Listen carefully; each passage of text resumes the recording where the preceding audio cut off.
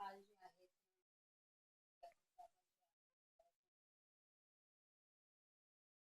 आज जे आहे त्यांचं पार्टीवाला सगळं शिक्षणासाठी बारामतीत पोहोचले. सगळे नेते मंडळी देशाचे देशाचे गृहमंत्री अमित शाह सुद्धा देखील काय सांगणार. एकदम दुःखद घटना आहे. अजितदादा आपल्या मध्ये ते राहिले नाही, त्याचा विश्वासच नाही होत.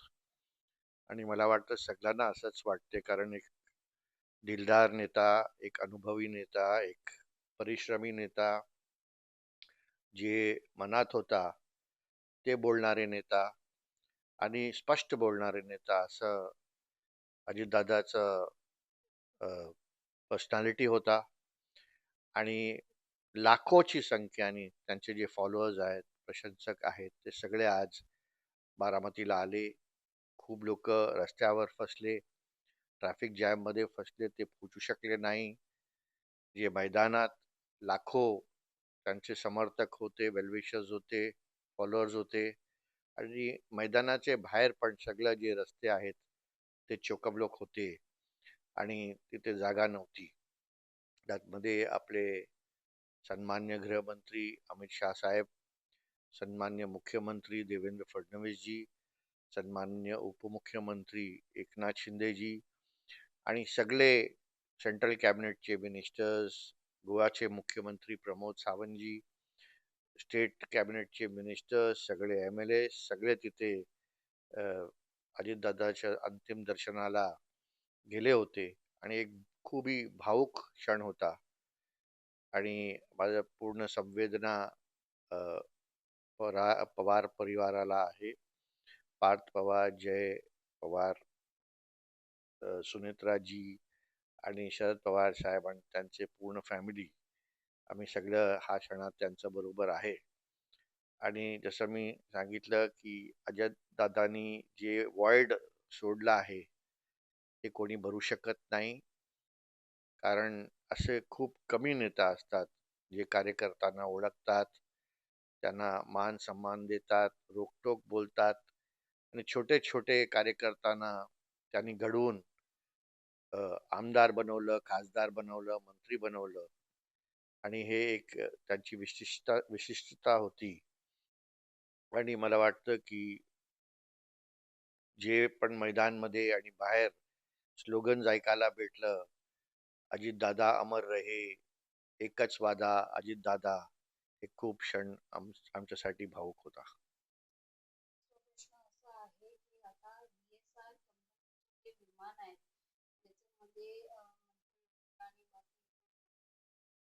ट्रॅव्हल करत होते त्यावेळेस ते विमानाच्या कंपनीवर आता संशय जे आहे ते निर्माण देखील झालेला आहे. काही लोकांचं असंही म्हणणं आहे की त्याच्यावर चौकशी व्हायला पाहिजे की काय झालं होतं, टेक्निकल प्रॉब्लेम होतं, ते काय इश्यू होतं ते कळत नाहीये. तुमचं काय म्हणणं आहे?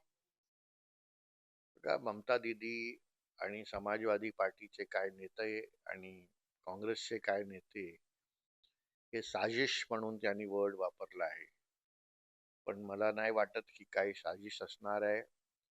हे टेक्निकल ही गोष्ट आहे. त्यातमध्ये जे DGC आहे ते एन्क्वायरी करणारच आहे. सेंट्रल गव्हर्नमेंट, केंद्र सरकार आणि राज्य सरकारनी पण चौकशी करायला आदेश दिला आहे. आणि जे पण दोषी असणार, तर आम्ही विदाउट रिपोर्ट काय सांगू शकत नाही. की रनवेचा इश्यू होता, स्मॉगचा इश्यू होता, बर्ड हिटचा इश्यू होता, इंजिनची इश्यू होती, टेक्निकल काय इश्यू होता, जे पायलट होते त्यांचा काय इश्यू होता. पण जेव्हा ब्लॅक बॉक्सची फोरेन्सिक हे होणार, रिपोर्ट येणार, त्यातमध्ये आम्हाला माहीत पडणार की एक्झॅक्टली को पायलट आणि पायलटमध्ये काय संवाद होती लास्ट मोमेंट्सला, आणि काय ॲक्च्युली तिथे घडलं. त्याच्या आधी काय सांगणं ते बरं वाटणार नाही. पण एक एन्क्वायरी व्हायलाच पाहिजे, हे आमचं पण स्पष्ट मत आहे. कारण आमच्यासाठी अजितदादा एक खूप मोठा लॉस आहे. काल देखील अंजली दमानिया जे आहे